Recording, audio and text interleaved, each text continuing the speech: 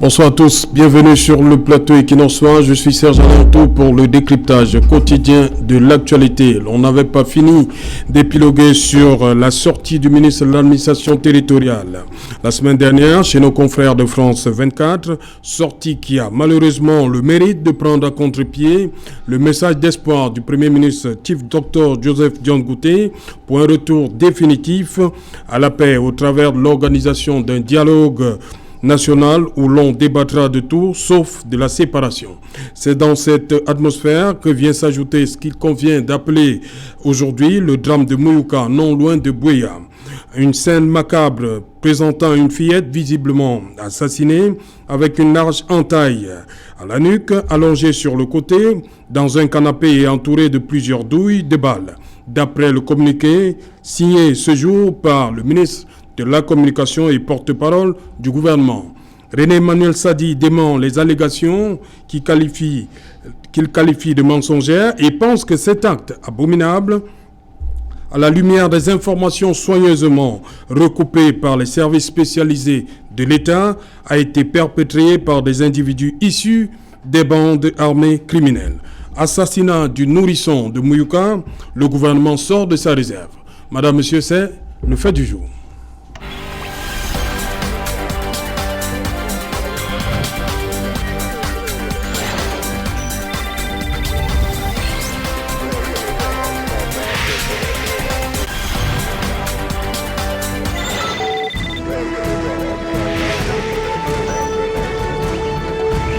Assassinat du nourrisson de Mouyouka, le gouvernement sort de sa réserve. Pour en parler, je suis en plateau ce soir avec Wallan Aban. Good evening, sir. Good evening, Mr. Otu. Thanks for inviting me. You're welcome. Thank you. You're a writer. I'm a writer, I'm a leadership coach, I'm a publisher. Okay. You're welcome, sir. Thank you very much. Également, lui aussi fait son, on va le dire comme ça, son entrée dans cette cour Equinoxois. Thomas Tanque, bonsoir. Bonsoir, monsieur Etou. Bienvenue, vous êtes un ancien de la régie Fercom, c'est ça? Oui, je suis un expert en exploitation ferroviaire, pour ainsi dire. Oui, voilà, vous êtes là sur ce plateau, mais non, vous êtes un membre de la société civile. Tout à fait. C'est bien ça. Tout à fait. Voilà, bienvenue sur le plateau Equinoxois. Merci. En face de vous, il est là, barista, signor barista, Achou Emmanuel. Welcome, signor barista. Good evening, Serge Alain. Bonsoir téléspectateurs. C'est toujours un plaisir d'être avec vous. Voilà, le plaisir, il est partagé. Hein? Fa Elvis Taillon, welcome sir. Thank you very much, Serge Alain. It's my pleasure being here, and special greetings to the taxi drivers in Buea who have actually been with us because we have been out there for the past 48 hours, also finding out issues on the ground concerning the macabre incidents in the Mouyouka. Thank you. Voilà, je reste avec vous, Fa Elvis Taillon. Dites-moi, le ministre de la Communication parle de mise en scène. Well, I have been able to go through what the Minister of Communication said, and I only have some worries because the issue of the blame game is what has taken us to where we are as far as the Anglophone crisis is concerned. Whether it is whether the 4 months baby was killed by the military or killed by the restoration fighters or the Amber fighters, my worry here is that an innocent soul has gone. And that should be the worry for each and every one. And with the outing of the minister, I must be honest with you that it has not been able to keep me very fine. I am a private journalist, a private investigating journalist. I cannot take the risk to go on the ground to find out the information, and the state that has all the means, just sit and analyze videos. I was quite believing that when that child was killed, I'm sure the state should have ordered the DO in Mouyouka to give an instruction for the child to be taken so that they can keep the child to carry out further autopsy and other investigations. L'enfant est enterré déjà? Yeah, the child has been buried already, and so it becomes a worry. So my worry here is not on the fact that who killed the child, but in the manner in which the government handles it, because each and every soul auto matters as far as Cameroon is concerned. A single soul matters, whether it's from the military or it's from anybody. And so at the end of it, I was expecting the Minister of Communication to have been on the ground with the competent service of the state charged with investigation autopsy carried out, investigative report, people interviewed, neighbors around, the father, the family of the woman who has a child, so that at the end of it, any report that the government give would have meant business. But the hasty report that the government gives, saying that experts have worked on the video, it doesn't really convince me, and I think that we are not giving justice to that innocent child who was killed. Barrister, signor Barrister, le ministre dit que c'est après avoir le recoupement des informations des services spécialisés de l'État qu'il en arrive à cette... On a regardé, il pense qu'ils ont regardé la vidéo et voilà pourquoi il arrive à cette conclusion, que ce n'est pas du fait des forces de défense et de sécurité, que c'est un montage en fait. Tout ce qu'on voit. Une mise en scène, c'est le terme qu'il a utilisé. Je ne sais pas quelle vidéo le ministre a regardé, puisque c'est que moi j'ai vu. La mère de cet enfant a clairement dit que c'était militaires qui ont tué son enfant. Voilà, il parle également d'un jeu de rôle, hein, la lumière des réponses mécaniques et instrumentalisées de la mère, manifestement contrainte d'affirmer que ce sont les militaires de l'armée camerounaise qui ont assassiné l'enfant. Toujours dans le communiqué du ministère. Cette mère n'a pas seulement dit que c'est les soldats qui ont tué son enfant, elle a juré qu'elle va faire payer à ces soldats son enfant qu'ils ont tué. Donc, pas des moyens, je ne sais pas si c'est mystique ou voilà. Mais j'ai vu le juron qu'elle a fait que vraiment les militaires qui ont perpétré cet acte ne resteront pas impunis. Donc il ne s'agit pas d'un cas d'un scénario de montage. Pourquoi? Pour avoir quoi? On a vu les douilles qui étaient à côté de l'enfant. Qui va monter?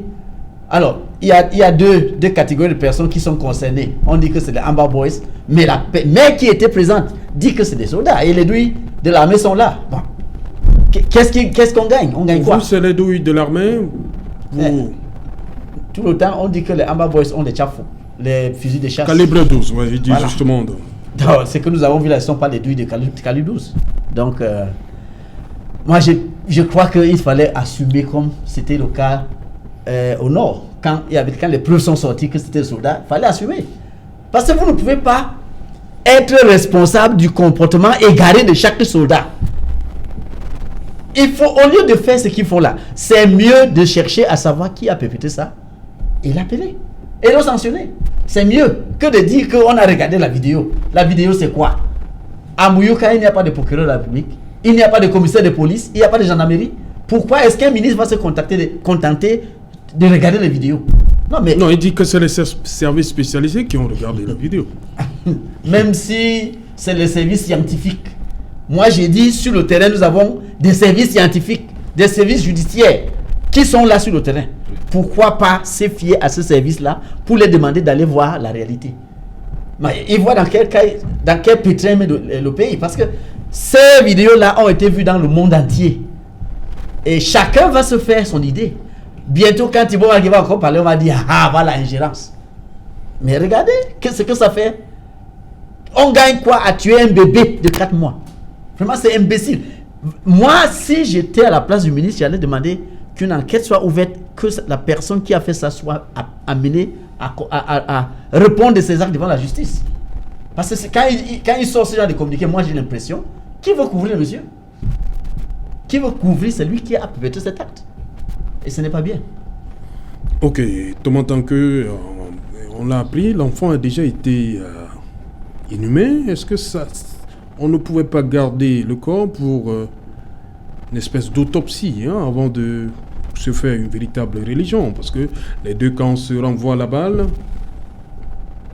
On ne devait pas. On peut toujours exhumer le corps. Hein? Bien entendu. Voilà. Il y a la possibilité d'exhumer ce corps. Mais de prime abord, je voudrais tout simplement dire que c'est un acte odieux. Oui. Quelle que soit l'origine, en fait, disons, l'identité de l'auteur, c'est d'abord un acte odieux. Et mon voisin a dit tout à l'heure, c'est une âme innocente. Et ce n'est pas la première âme qui est en nous. Notre pays est en train de passer par une phase particulièrement violente que nous n'avions pas connue à l'époque. Bon, maintenant, sur la vidéo, tout le monde peut regarder la vidéo. Maître l'a dit. Mais est-ce qu'à partir d'une vidéo, on peut apporter des conclusions d'une enquête véritablement menée? Je voudrais douter. Bon, maintenant, on dit, en fait, selon le communiqué du ministre, que c'est la maman, et c'est que Barrister a dit, que c'est la maman de l'enfant épeuré qui était en train de s'exprimer. Mais on ne voit pas sa face. On ne voit pas sa face. Oui. Mais il y a aussi des possibilités que, n'est-ce pas, pour nuancer, enfin pour nous, on peut nuancer de manière véritable, n'est-ce pas, les conclusions d'enquête et même les opinions que nous pouvons avoir. Il y a eu un fait, c'est vrai. Il y a aussi des opinions, c'est vrai. Bon, mais pour le cas d'espèce, il est aussi, je voudrais nuancer, tout en disant que, en fait, je condamne, et tout être humain, je crois que le Cameroun est en train de se déshumaniser complètement. Je condamne avec mes mots, n'est-ce pas, ce qui s'est passé, et un enfant mort, c'est un enfant de trop. Il ne faut plus que ça arrive dans ce pays. Bon, maintenant, ayant dit cela, moi je pense, à mon humble avis, que avoir enterré l'enfant aussi rapidement, bon, peut-être qu'ils n'ont pas les moyens dans la ville où c'est à Muyuka, peut-être pour conserver le corps dans de bonnes conditions afin de mener, n'est-ce pas, une autopsie véritable. Peut-être c'est pour cela qu'ils ont enterré, mais de toute façon, j'ai envie de penser que quel est donc cet être humain après avoir tué l'enfant? On prend les douilles, on n'a pas déchargé toutes ces 6 balles sur cet enfant, on pose à côté, mais ça ressemble à un maquillage qui ne dit pas son nom. Mais je voudrais véritablement nuancer. Moi, je voudrais faire confiance à ceux qui me... C'est pourquoi le ministre parle de mise en scène? Tout est possible, tout est sur la table. Mise en scène ou une théâtralisation, n'est-ce pas, de la part soit des militaires. On a dit tout à l'heure, il y a des militaires égarés qui ont des comportements complètement inadmissibles, ou alors de la part d'autres côtés, de nos frères qui ont décidé de prendre les armes contre le pays. Mais j'ai l'impression qu'il y a beaucoup de choses qui ne sont pas encore véritablement maîtrisées, de manière à ce que nous puissions prendre de manière péremptoire, n'est-ce pas, une décision en accusant l'un ou l'autre camp. Voilà, je vais vous lire ce passage, si vous que vous interveniez, M. Wallan Abba. Toujours dans le communiqué du ministre Sadi, il dit « Un groupe d'individus armés de fusils de chasse de calibre 12 et d'armes blanches a investi le domicile d'un ancien rebelle sécessionniste, aujourd'hui repenti et réinstallé chez lui au quartier Makanga à Muyuka. Alerté de l'imminence d'une expédition punitive de ses anciens compagnons de guerre et pris de panique, a dû quitter son domicile avec son épouse et 2 de ses enfants, sans avoir pu amener avec eux leur fillette âgée de 4 mois. C'est ainsi que les assaillants vont s'acharner sur cette âme innocente et l'assassiner froidement. » C'est le communiqué du ministre Sadi qui le dit. Comment comprendre cette attitude des parents qui ont abandonné derrière leur nourrisson de 4 mois? Well, I must say that there is a lot of insecurity, as we all know in the Anglophone. Mr. Wallan. Yes, there is a lot of insecurity, as we all know in the Anglophone regions. There's a lot of killing.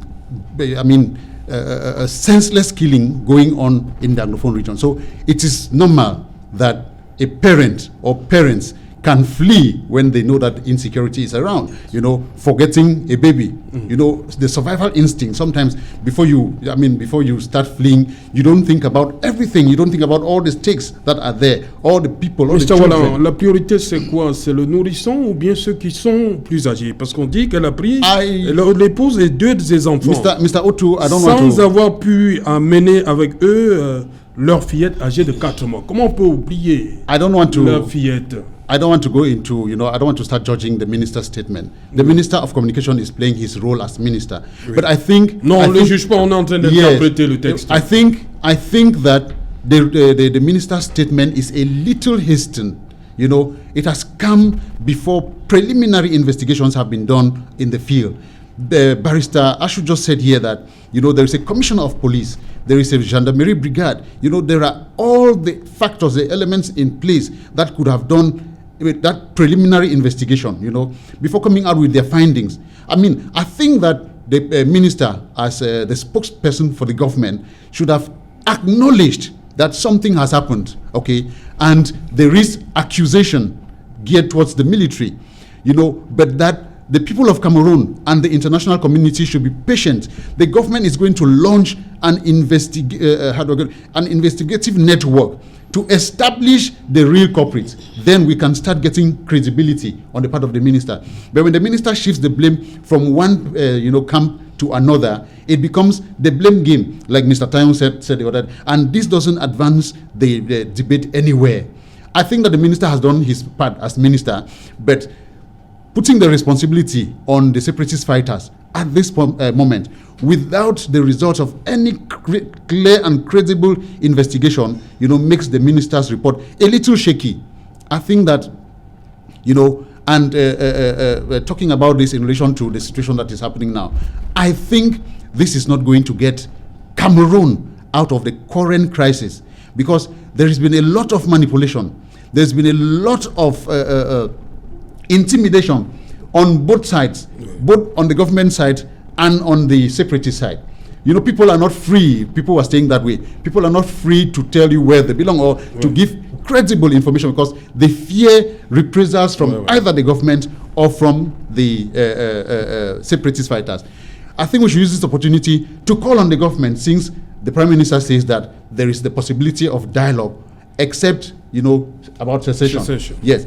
I think it is this opportunity should be used to call upon the government, to call for some kind of a ceasefire. People are a little radical that the government should withdraw troops from Buea. No, it is not possible. There is insecurity in Buea. But the government can take the troops and keep them in the camp and say, for now, let us not fight. We are initiating this process of dialogue. Let us see how we can materialize it before any further action. Perhaps if the secessionists respond, because the secessionists, whether they're armed with, DIN guns or whatever, those are weapons. If the government says, let us call a ceasefire, but you people stay in your camp, that's the military. You don't go out again, the population doesn't see you, you only respond. I think that it will come a long way to push this crisis towards the dialogue that we are preaching right now. Everybody wants the crisis to end. And finally, it's going to end on the dialogue table. So why not get there as soon as possible? Instead of manipulating opinion left, everybody wants to, impose their opinion. And it is the innocent people. That child, Martha, that's the name. That child of 4 months has paid the price of the inconsistencies of an entire nation. Be it the Ambazonian fighters, be it the government. We have been so inconsistent in the management of this crisis, and look at what is happening. Voilà, let me find from you, Mr. Elvis Tayon. Il y a ce problème, hein? On dit des gens en uniforme. Et le communiqué du ministre est clair, il demande de faire un discernement.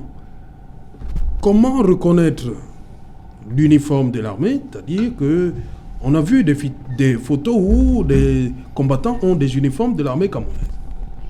Yes, Comment savoir que ça c'est un soldat de l'armée régulière camerounaise? Well, you can know the difference. Lorsque c'est la guerre, est-ce que ce problème ne se pose? In the case of the Anglophone crisis, it's easier to know. Oui. O2. Once soldiers get into a neighborhood, the rate of the panic is different from when the Amber guys get there. Oh. Why? Because the soldiers who are guarantor of our security did not use the friendly approach with the population from the beginning. And so, even a child who sees even an Amber fighter in uniform, in army uniform, start running away. Because the mentality is that many people doubt the military because of military brutality. Now, as we're saying, when you see in the war zones, northwest, southwest, each time military moves in, the tactic the people do first is that the men disappear, because they have in their mind that when the military comes, they have to do away with any man they see. And why is the military using that tactic? Because to the military, it is easier to use these men to fight them than to use the women. You get the point? If you come to Moyoka, anytime that shooting comes in Moyoka, Ekona, and all those areas, going to even in Kumba areas, the first thing you discover is that the able men are forced to escape. The women who have children who cannot escape are forced to be there at the mercy of whosoever meets them. If you meet them, allow them, fine. If you meet them, you kill them, okay. But when in that situation, since as a military does not know who is who, in the military's mind is that any able-bodied sin is a probable amber, and therefore they have to correct you by keeping you out of life. And so the issue now here is, when we look at the incidents over there, that's why I said that my issue here has not been on who killed the child, but on the poor management of the issue. When houses were burnt in Alancho, the governor of the Northwest region went there, spoke with those whose houses were burnt. They explained their ordeal crime, and the governors replied in the Northwest. commission of inquiry put in place. That is correct. That is good. My question now is, instead of the minister staying in Yaoundé and sending communiques, what was wrong in instructing the governor of the Southwest? The governor could instruct the SGO. SGO could instruct the GO of Muyuka and the state council and all the like. Please get the woman, get the neighbors around there, all under safety.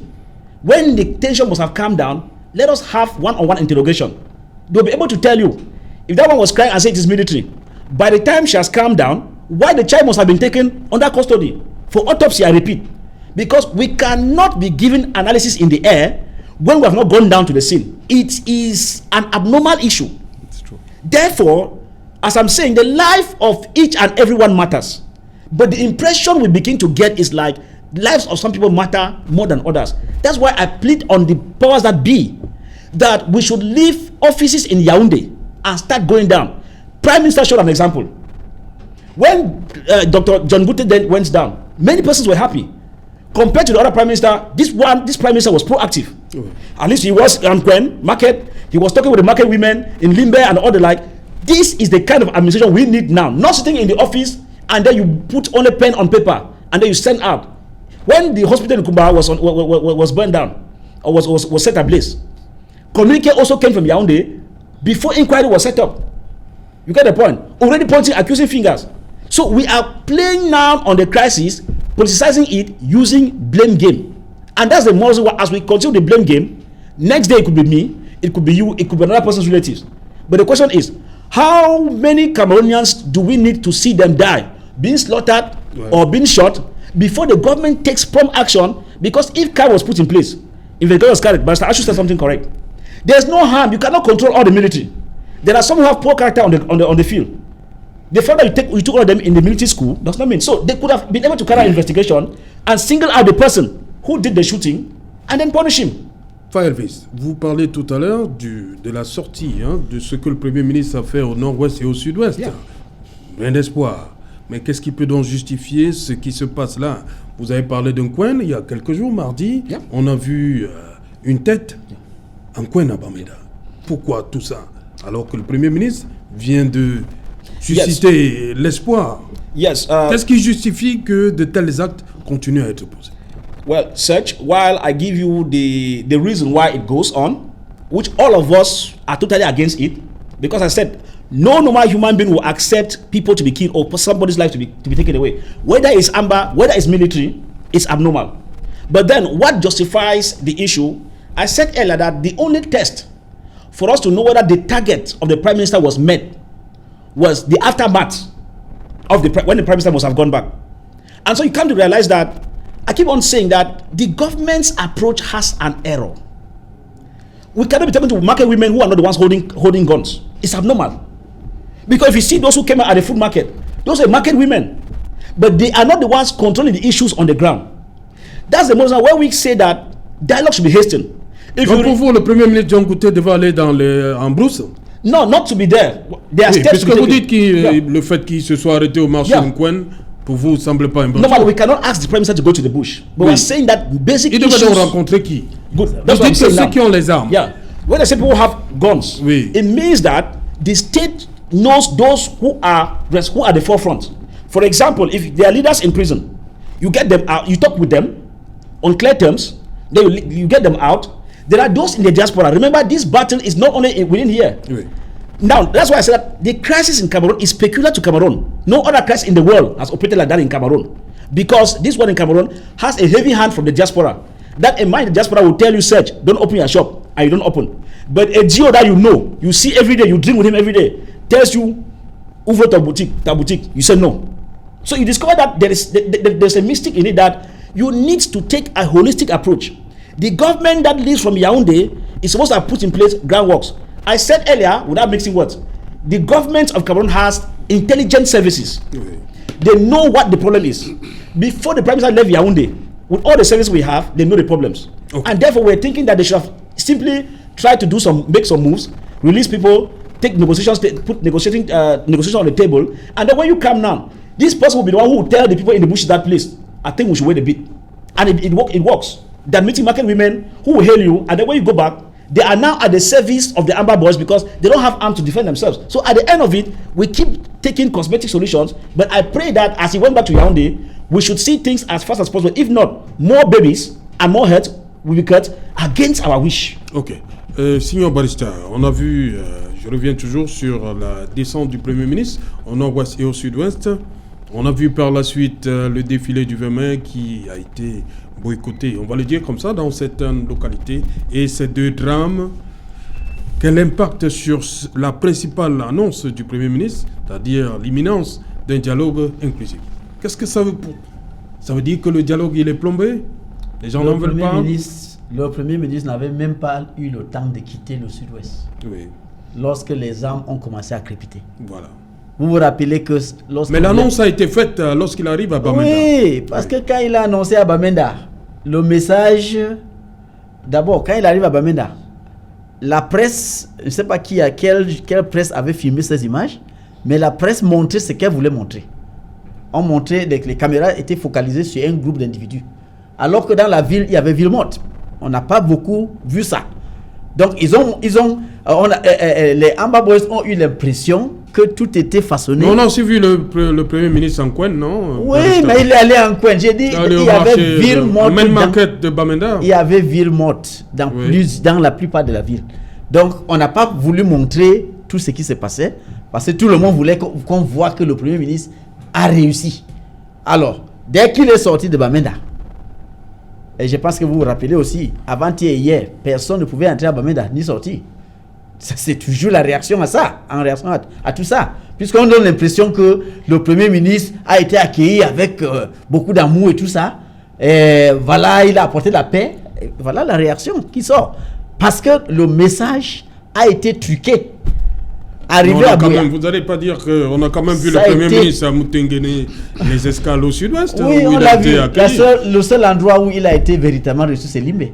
Mais quand il est arrivé à Boya. Pourquoi le mot d'ordre n'est pas passé là-bas? Mais vous savez, Limbé, c'est une ville autre. Hein?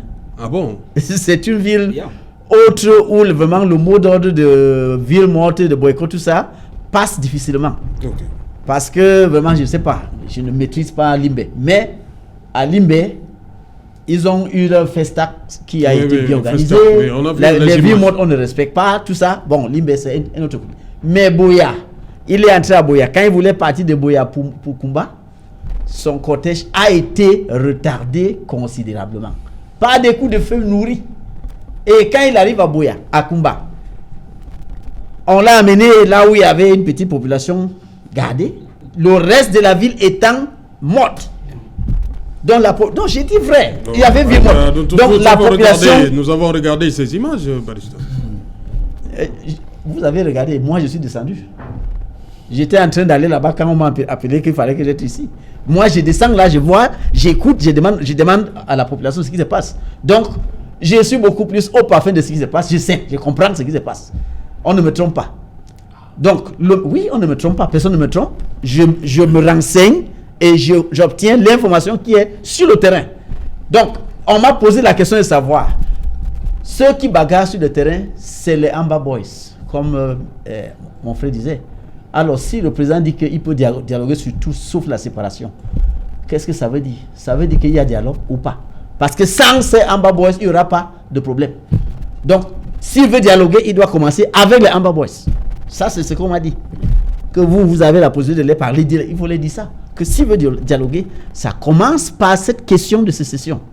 Parce que tout a été truqué depuis 61 et nous, on n'entend plus continuer avec ça. Alors, c'est pour ça que vous voyez, partout, ça pète. Parce qu'ils ont eu l'impression que le Premier ministre est venu faire un truc. Regardez même le défilé le 20 mai à Boya. On nous a montré les tribunes avec les gens qui défilent, mais tout de suite après, on voit ces gens qui ont défilé prendre les bus de charter pour rentrer d'où ils sont venus. Mais dis donc, on trompe pour qui? Non, c'est pas bien. La ville connaît les villes mortes. Vous faites venir des populations d'ailleurs pour venir défiler. Et tout de suite après, on porte tout le monde. Et d'autres courent vers la mairie pour aller prendre les fafios qu'on a promis. Ok, Thomas, tant que toujours en rapport avec ce communiqué du ministre Sadi, il pense que c'est une mise en scène orchestrée pour manipuler l'opinion publique et accabler une fois de plus les forces de défense et de sécurité. Accabler une force, une fois de plus. Oui. Serge, moi je voudrais encore avoir une position assez nuancée. Oui. Parce que je ne voudrais pas être catégorique. Je comprends, nous sommes tous des Camerounais. Peut-être vous et moi, nous ne sommes pas originaires des deux régions de nord-ouest et sud-ouest où les gens vivent dans leur chair et dans leur âme tout ce qui arrive. Dans le même temps, je suis assez gêné vous allez m'excuser, hein, de voir comme si c'était une sorte d'apologie qu'on faisait par rapport au comportement de certaines personnes qui revendiquent certaines choses. Maintenant, au niveau de l'information, du ministre de l'Information, moi je voudrais dire une chose. Toute information a un regroupement. Certes, le ministre n'a pas été sur le terrain, mais c'est sûr que je voudrais le dire avec toute mon honnêteté, c'est sûr que ceux qui étaient sur le terrain ont acheminé certaines informations qui ont permis au ministre de faire cette sortie. Il ne peut pas avoir pris sur lui et tente à Yaoundé de rédiger cela sans que ce soit, n'est-ce pas, basé sur des faits ou des rapports qui lui sont parvenus par des biais que nous pouvons peut-être imaginer. Et vous allez me permettre, monsieur Otou, de revenir sur une question que vous avez posée tout à l'heure, là, en ce qui concerne la tenue des militaires. Oui. Mais écoutez, le Cameroun, cette région du Cameroun est en guerre, ne nous leurrons pas. Et curieusement, en guerre, tous les moyens sont bons, oui. Même le leur. Ça dit que vous allez voir que cette crise a commencé très doucement, et au fur et à mesure que le temps passe, les positions se radicalisent et les techniques de guerre aussi évoluent. Oui. À l'époque, je crois savoir qu'ils portaient des habits que n'importe qui peut pas arborer. Mais ils ont maintenant des armes sophistiquées, dit-on. Ils peuvent aussi avoir, n'est-ce pas, des tenues militaires pour s'aimer, je veux dire, la confusion dans l'esprit, n'est-ce pas, non seulement des habitants, mais aussi à l'intérieur, n'est-ce pas, des forces de sécurité. Autre chose. J'ai ouï dire, mais je mets ça sur entre guillemets, qu'il y aurait eu certaines désertions au sein de l'armée camerounaise et que ces agents ayant déserté forment les Amba Boys à adopter une attitude de guerre. Cela est possible. Et nous sommes en situation de guerre. Et aussi, vous allez voir que vous avez parlé tout à l'heure du Premier ministre qui était au nord-ouest, et après lui, il y a eu des incidents. Et pendant qu'il y était, là, il y avait Bill Mott. Les Camerounais ont voulu nous montrer ce que nous voulions voir. C'est possible, mais il est aussi possible que ce soit faux, parce qu'on n'a pas montré autre chose. Je ne sais pas si c'est que la scientifique était là-bas. Bon, maintenant, étant donné cette situation, de ces images-là, nous savons que en matière de guerre, je ne suis pas un expert en matière de guerre, mais sachez qu'il y a des actes qu'on pose pour mettre davantage la pression dans le camp adverse. Malheureusement, le dernier acte qui a été posé est un acte au-delà de la bestialité. Un être humain normalement constitué ne peut pas, ne doit même pas essayer de trouver des mots pour justifier cet acte odieux. Bon, maintenant, on a parlé du dialogue, naturellement. Mais le dialogue ne va pas se faire dans la rue. On va définir les contours du dialogue. Justement. Il y aura une feuille de route du dialogue. Le gouvernement semble dire que tout, n'est-ce pas, sauf le sécessionnisme. Mais on peut écouter un sécessionniste. Il peut avoir quelque chose à dire. Mais l'écouter ne veut pas dire qu'on est obligé de faire ce qu'il veut. Quand les gens se mettent ensemble, c'est pour chercher ensemble une solution. Et la solution ne se fera pas s'il y a encore des positions de radicalisation. Okay. Et c'est malheureusement ce que nous vivons actuellement. Mr. Walla. Yes, sir. Issue. Well, I want to add to what my friend Mr. Elvis said. Right? Yes, when you asked him that why is it delaying, with the visit of the Prime Minister to the Northwest, why are things still degenerating? Voilà. I think that if we look at it in a consistent manner, there is confusion even at the level of the government. You have a Prime Minister who goes to the field and says that dialogue is ready to be, initiated, but we will not talk secession, we will not talk separation. And a few days after, you have a Minister of Territorial Administration, Mr. Atanganji, who goes on air at France 24 and declares that the nature of the state, the form of the state, will not be debated, that it is decentralization and nothing else. And now we begin to ask the question, in the unity of command, who is the superior? Is it the Minister of Territorial Administration or the Prime Minister, Chief Dr. John Ngute? The answer is very clear, that Chief Dr. John Ngute is the superior, in hierarchy to the minister. So what really pricks the minister to go on air, and make a contrary statement or a statement that contradicts the Prime Minister? Boss. If it isn't, this is what open-minded people ask. If it isn't the unwillingness of the government to initiate a true process of dialogue, because they say there has to be an inclusive dialogue. Now let me go to this thing. In Cameroon, this is the conflict now I'm talking about.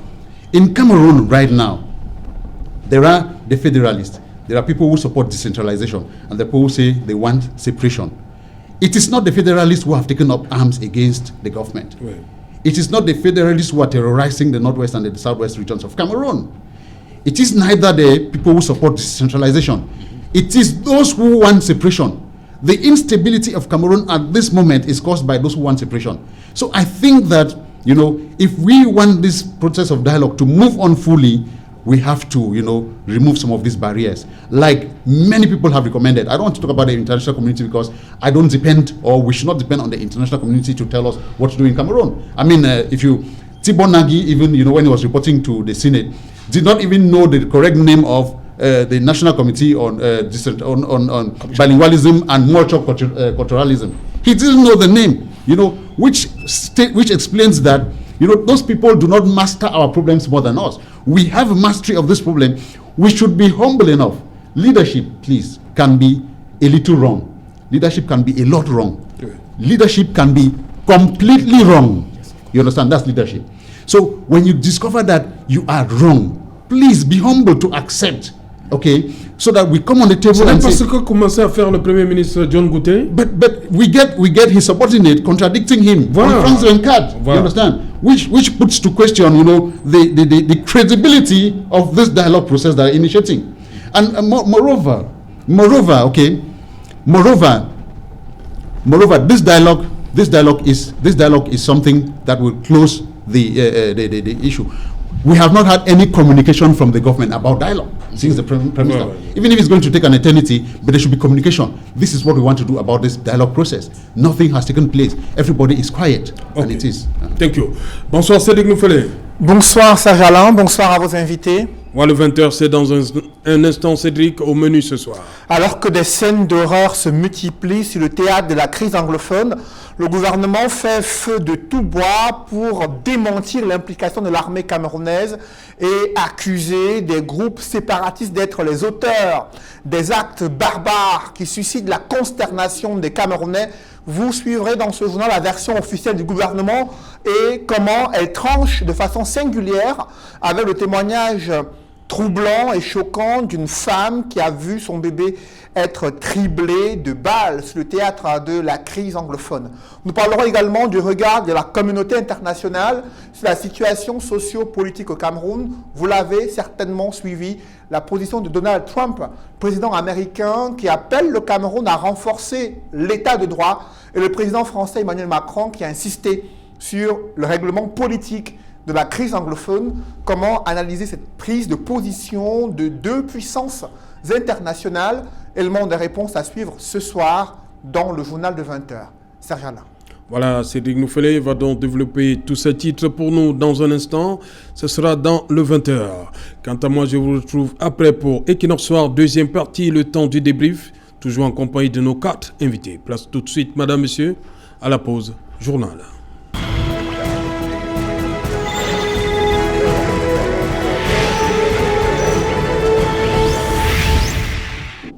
Retour sur le plateau Equinox Soir, toujours en compagnie de Fa Elvis Taillon. Il est là également, Walan Aban, Walan, ou bien Walan Aban, Signor Barista Emmanuel Achou et Thomas Tanque. Thomas Tanque, dites-moi, vous avez suivi cette actualité, on commence chez nous, la loi du mort kilométrique l'oblige. Il y a le gouverneur Adolphe Lélé l'Afrique, il demande à la population de coopérer. Parce que les populations, pour ceux qui connaissent la ville de Bamenda, connaissent la géographie, en Kwen, il y a un coin très célèbre là-bas, Total Kwen, n'est-ce pas? Total Kwen. Voilà, on a vu le Premier ministre s'arrêter là-bas l'autre jour. Oui. Voilà. En Kwen, ils se sont réveillés et ont trouvé la tête d'un enseignant. Je trouve que c'est un enseignant d'histoire et géographie. Comment vous sentez que ça puisse continuer après le passage du Premier ministre, on va le dire comme ça, dans la région du Nord-Ouest, surtout dans la ville de Bamenda? Qu'on en arrive encore à ce stade de barbarie. Bien, Serge Alain, je voudrais dire que, comme on l'a développé tout à l'heure, ce sont des moyens de pression que nos frères et amis qui ont décidé de prendre des armes contre les peuples camerounais mettent sur le gouvernement. Bien, le gouverneur a pris certaines décisions louables. Et c'est ce genre de décision, dans ma petitesse d'esprit, que je voudrais véritablement applaudir et apprécier. Le fait qu'il puisse prendre sur lui le temps de la réflexion, le temps de l'enquête, avant de prendre n'importe quelle décision, c'est ça que nous attendons. C'est ça que nous attendons, n'est-ce pas, de nos gouvernants en réalité. Bon, maintenant, les troubles qui sont survenus après le passage du Premier ministre, comme nous l'avons dit tout à l'heure, en disent long sur la radicalisation des intervenants, la pression qu'ils sont en train de mettre sur le gouvernement et sur la communauté internationale, soit pour exiger d'avoir, n'est-ce pas, cette indépendance qu'ils recherchent, ou alors pousser le gouvernement à un véritable dialogue. Et j'en veux pour preuve, généralement sur un conflit qui se passe au Moyen-Orient entre Israël et la Palestine. Vous vous souvenez, à chaque fois qu'il y avait un accord de paix qui était sur le point d'être signé, vous vous rappelez que les attentats, n'est-ce pas, se multipliaient juste pour faire quoi? Pour bloquer, n'est-ce pas, cette possibilité de signer un accord de paix. Il y a même le Premier ministre Yitzhak Rabin qui a perdu sa vie pour cela. Et tout à fait. Donc, l'extrémiste n'a pas pu supporter cela. Voilà. Donc l'histoire plaide, n'est-ce pas, par rapport à ce qui s'est passé au niveau du Nord-Ouest et du Sud-Ouest. Donc pour moi, j'ai l'impression que c'est un moyen de pression ou alors une sorte de radicalisation qui est véritablement à l'extrême. Okay. Mr. Wara. Yes. About the initiative of Governor Adolphe Lélé l'Afrique. Yes, I think Governor Adolphe Lélé l'Afrique, since the beginning of this crisis, we there are human weaknesses, but Mr. Adolphe Lélé l'Afrique has been a proactive governor. We don't need to compare the two. No. I don't need. I don't need to. I don't need to. Yes. No, I'm talking about Go ahead. And his management of the crisis. The two. I don't want to compare. Both government because they are diametrically opposed. They don't resemble each other in any way. So I think that you are making. No, I'm not making. We are learning, Mr. Otto. Yeah. We are learning. That's leadership. To learn every day, so that if you make a mistake, you can correct yourself from your friend. Of course. He's the governor of the Northwest region, and there's another region that is also hit by the crisis. Will's governor could also learn from him. And it could go the other way around. So, but I want to talk about the management of this. The head that was found at Mobile Kwen. Right. The governor is clear in his communique. He doesn't accuse A or B.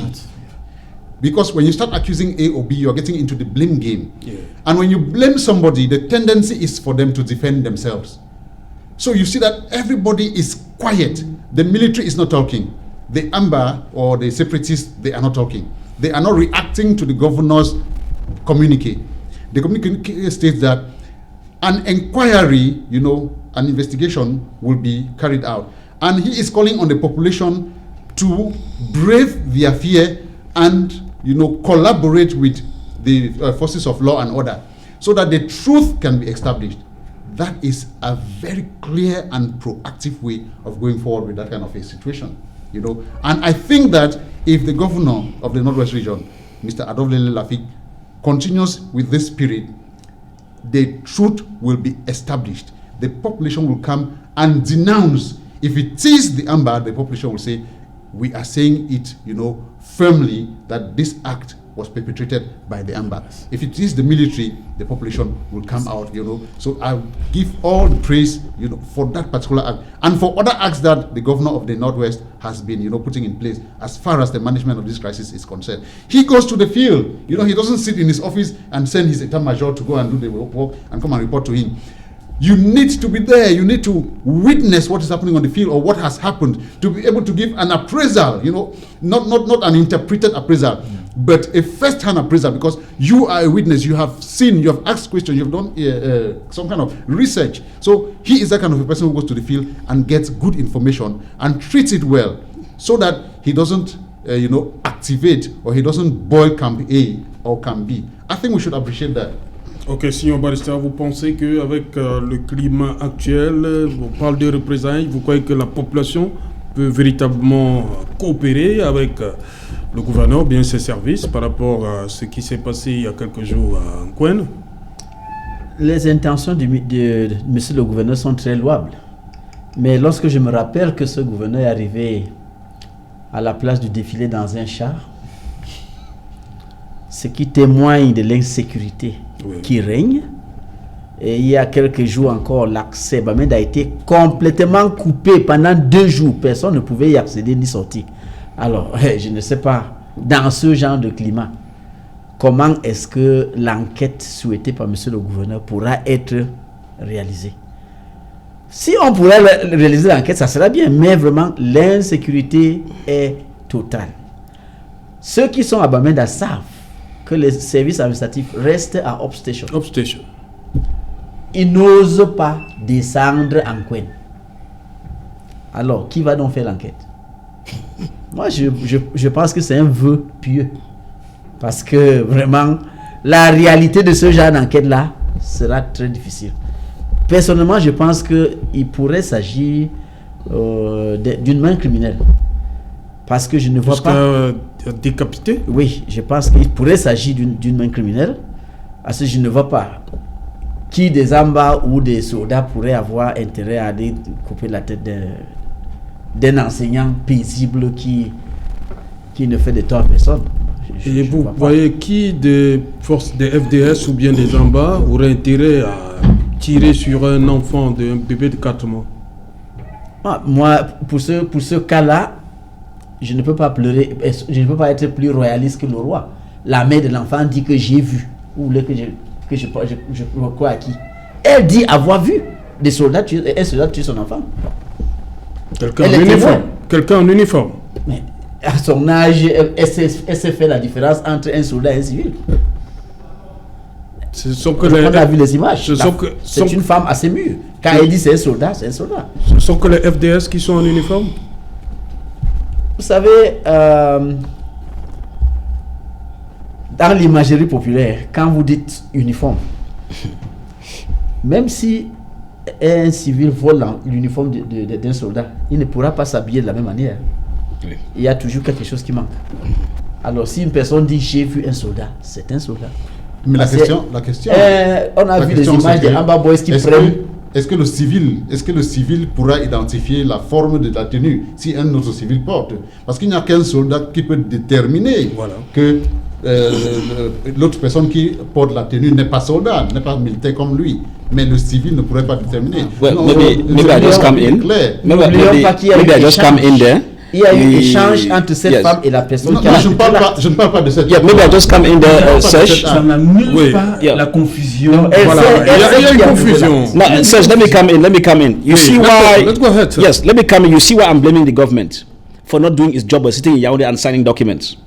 The reason now is this.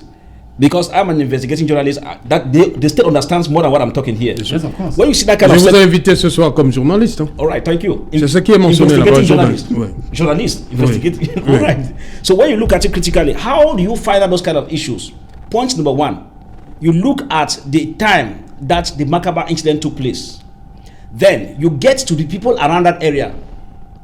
The state has intelligence services. At that period, did you see some people here? How were they dressed? When many of them tell you no, with armored car came in and there was massive shooting, you begin to know where your direction is going to.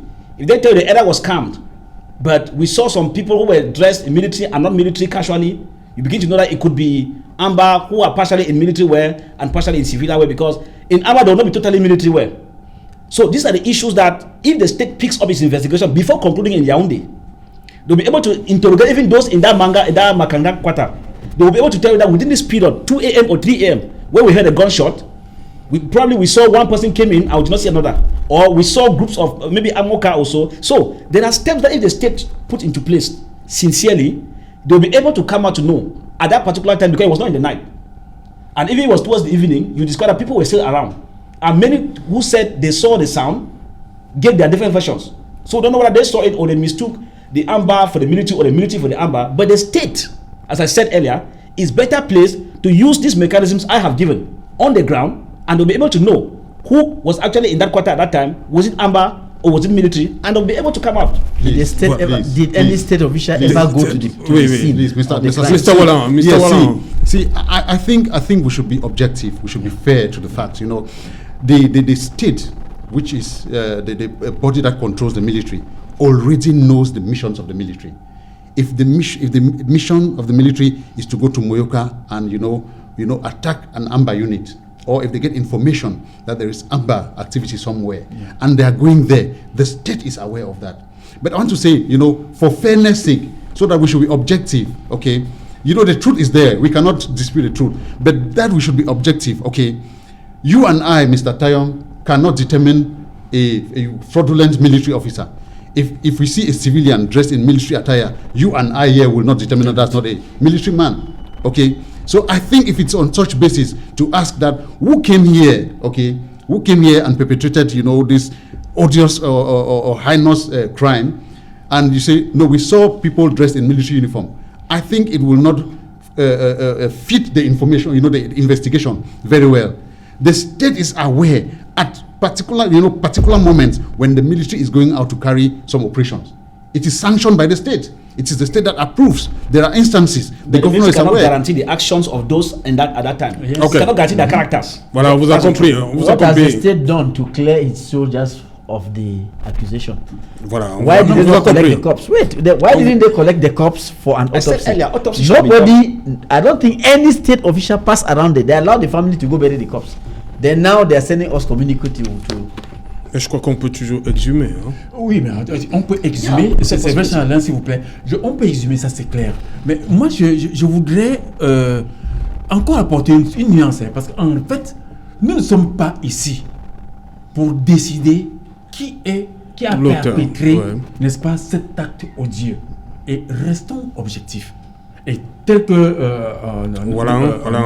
Waraban a dit tout à l'heure, là, je crois que il n'y a qu'un militaire qui peut distinguer si son vis-à-vis portant une même tenue que lui est militaire ou pas. Pour nous qui sommes civils, quand quelqu'un arbore sa tenue, bon, ben, on le prend pour un militaire. Oui. On peut même jurer que nous avons vu un militaire ou bien un homme en tenue faire poser tel ou tel acte. Nous avons dit tout à l'heure qu'il y a une sorte de confusion dans les techniques de guerre qui fait en sorte qu'on peut arborer la tenue de l'ennemi pour le confondre et poser des actes odieux comme cela. Okay. Mais je ne veux pas dire ici que ce soit les militaires qui ont posé l'acte ou alors les Amba, je veux dire maquillés en militaires qui ont posé l'acte. Okay. On devra faire des investigations pour continuer et pour n'est-ce pas, établir la vérité. Thomas, tant que vous restez donc, vous gardez la parole, on va sortir parce qu'il s'est passé au Gabon, le vice-président Pierre Claver Maganga Moussavou qui a été démis de ses fonctions et le ministre des Forêts Pierre Claver Mapango. Oui, j'ai failli applaudir. Oui. Ah ben j'ai failli applaudir parce que à chaque action, il faut une réaction.